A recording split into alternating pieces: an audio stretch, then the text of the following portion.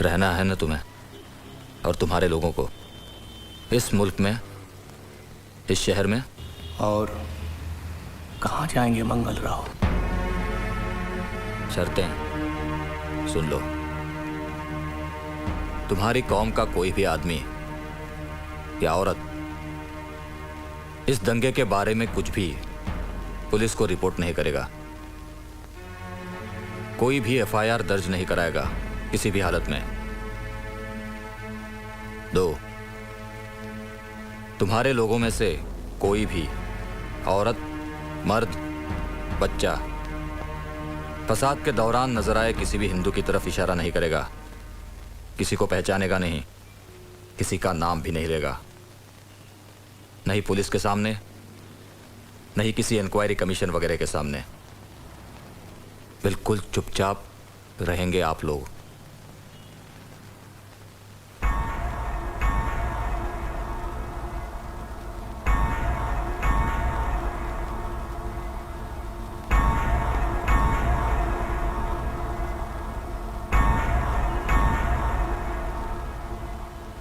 कत्ले हुसैन असल में मर्गे यजीद है। इस्लाम जिंदा होता है हर करबला के बाद। साहिबान, इस फिसाद से सरकार ने हमारी कौम के वजूद को एक चुनौती दी है और यह चुनौती हमें मंजूर है।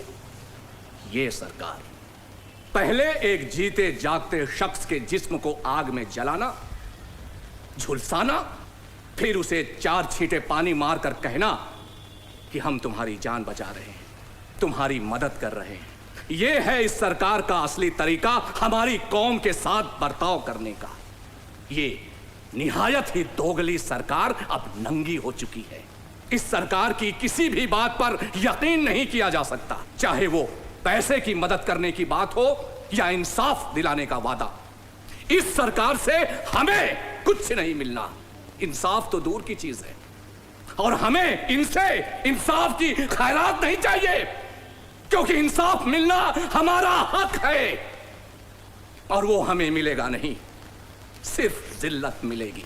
कोई कमीशन बिठा दी जाएगी, बरसों तक इंक्वायरी चलेगी और आखिर में रिपोर्ट कचरे के डब्बे में फेंक दी जाएगी। नहीं चाहिए ऐसा इंसाफ का नाटक, नहीं चाहिए कोई खोखली हमदर्दी। बस खुदा के लिए बस।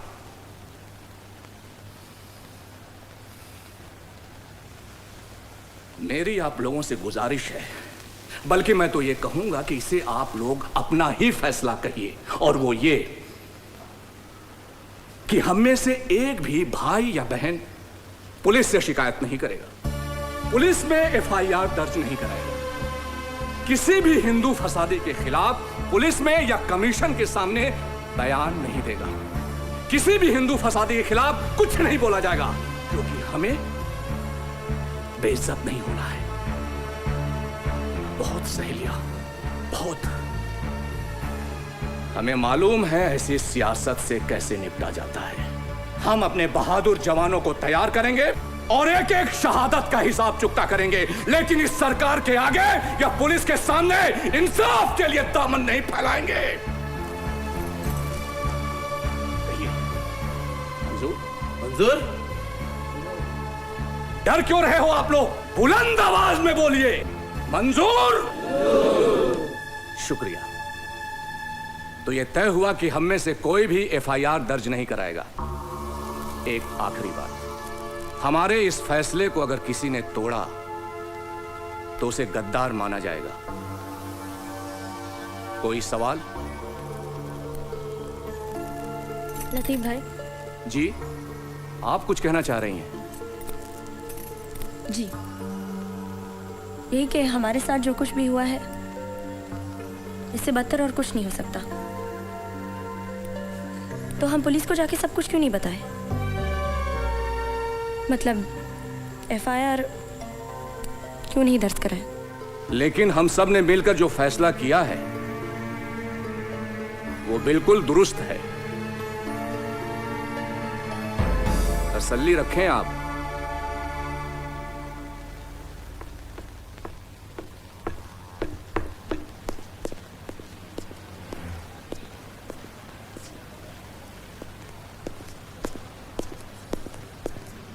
क्या हो रहा है फरीद भाई? रुक जाओ, लतीफ भाई आए हैं, बात कर रहे हैं अंदर। आलिया से? हाँ, रुक जाओ फरहान। इस फसाद ने अपने वालिद और अम्मी के कत्ल के बाद आप अकेली हो गई हैं घर में, और एक अकेली जवान लड़की को कदम कदम पे हिफाजत की जरूरत होती है। बात समझ रही हैं ना आप?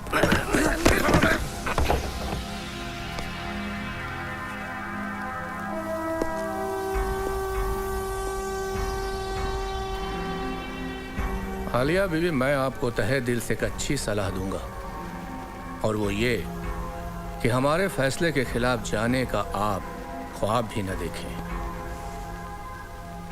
खुदा हाफिज।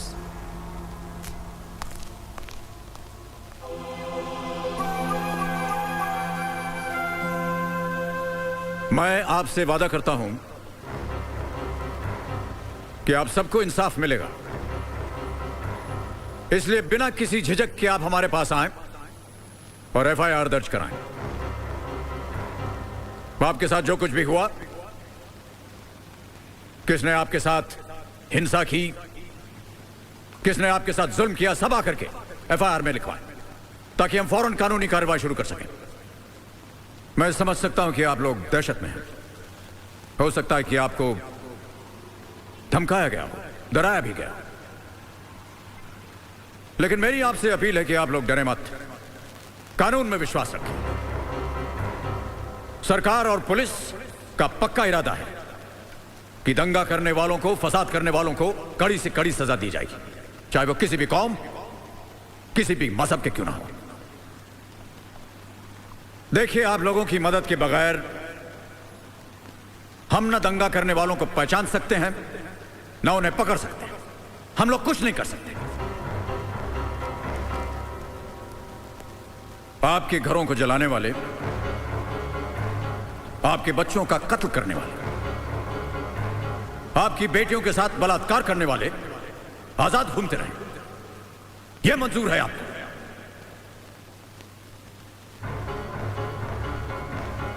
मैं आप लोगों से एक बार फिर अपील करता हूं, हमारे हाथ मजबूत करें, बाहर आएं और एफआईआर दर्ज कराएं।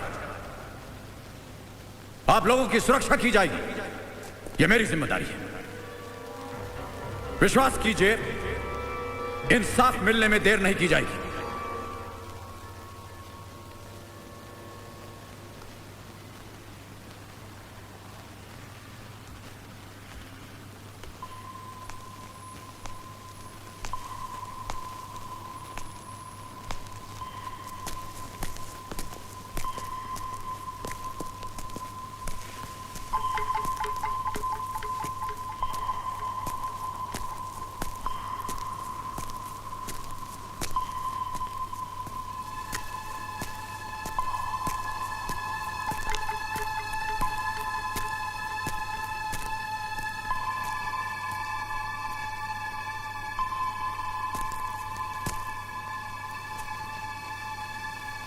आइए।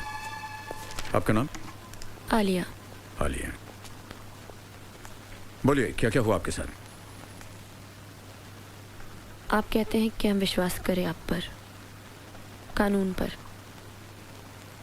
जब आप ही के साथ हमारे गुनहगार खड़े हैं। जाहिर है आपका इशारा किन्हीं खास लोगों की तरफ है। वो यहां मौजूद है? जी। इशारा कीजिए उनकी तरफ। घबराइए नहीं, इशारा कीजिए।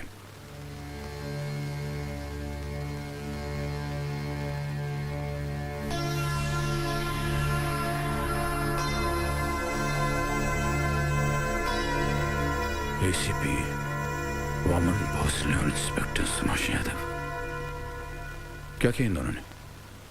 दंगे के दौरान जब मैं और मेरी सहेली शबनम मेहताब मंजिल पहुंचने की कोशिश कर रही थी, हमने इनसे पूछा, क्या इस रास्ते से जाना सेफ होगा? इन्होंने हमें जानबूझकर ऐसी गली से जाने को कहा जहां दंगे थे। दंगे करने वालों ने हमारा पीछा किया। शबनम, उसकी माँ, उसकी प्रेग्नेंट बहन और उसका बेटा मारा गया। मैं बेहोश हो गई। फरहान ने मुझे बचा लिया।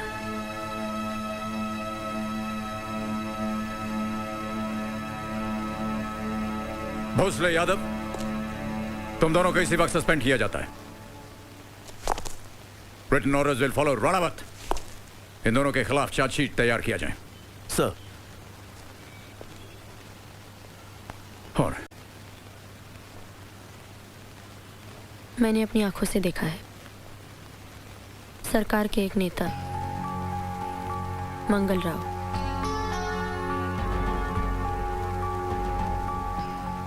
खुद दंगा करने वालों के साथ थे और उन्हें फसाद करने के लिए उकसा रहे थे। आपको यकीन है कि वो मंगल राव ही थे? जी, कई बार उनकी तस्वीर अखबारों में देखी है मैंने।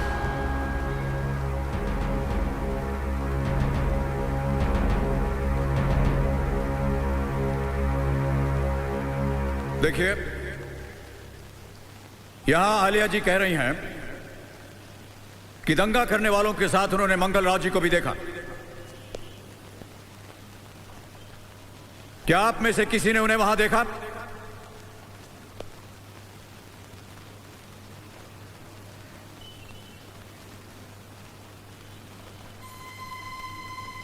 घबराइए मत, मैं आपके साथ हूं।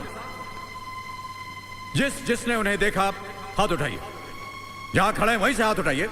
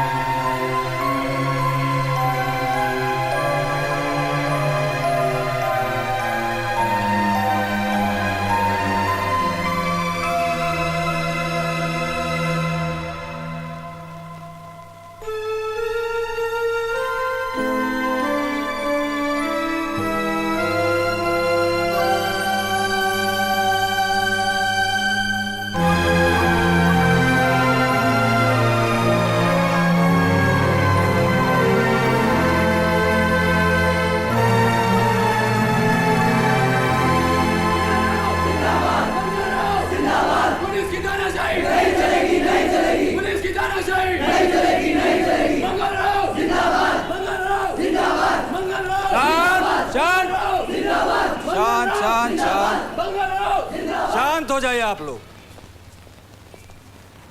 भाई देव साहब ने इतनी इज्जत की है हमारी, स्वयं लेने आए हमें, इनको मना कैसे कर सकते हैं? भानु, आप लोग शांति बनाए रखना।